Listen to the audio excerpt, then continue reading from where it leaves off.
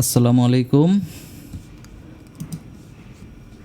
এই ম্যাথের দেখেন কন্ডিশন যেটা দেওয়া আছে, একটা বৃত্তকে ট্রান্সফর্ম করে একটা বর্গক্ষেত্র বানাবেন। তার মানে বৃত্তের ক্ষেত্রফল হবে বর্গক্ষেত্রের ক্ষেত্রফল, মানে দুইটার ক্ষেত্রফল সেমই হবে অ্যাকর্ডিং টু দ্য কোশ্চেন, তাই তো? তো এটা আমি লিখে রাখি, বৃত্তের ক্ষেত্রফল ইকুয়ালস টু বর্গক্ষেত্রের ক্ষেত্রফল, তাই তো? দুটোরই সেমই হবে ক্ষেত্রফল। আচ্ছা, এখন বৃত্তের ক্ষেত্রফলের আমি বের করি। বৃত্তের ক্ষেত্রফলের ফর্মুলা তো আপনারা জানেন, তাই না? কত জন ফর্মুলা?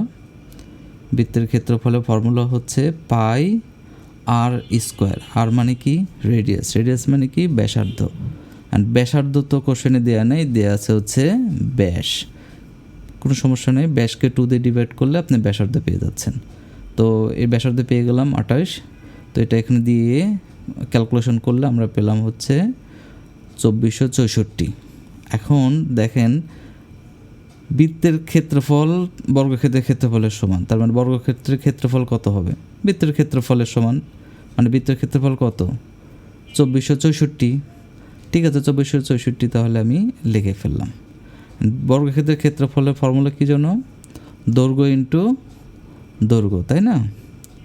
তো দৈর্ঘ্য এখানে হচ্ছে এক্স, দৈর্ঘ্য ইন্টু এক্স, তার মানে x into x equals to 2464। এখন এক্সটাকে আপনি সাবজেক্ট করবেন, করলে ইনশাল্লাহ ম্যাথ হয়ে যাবে।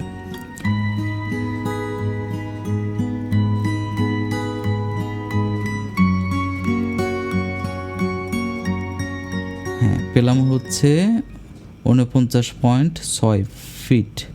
তো আমাদের আনসার অপশানে আছে মনে হয়, হ্যাঁ আছে, দেখেন 49.6 ফিট। আশা করি বুঝতে পেরেছেন।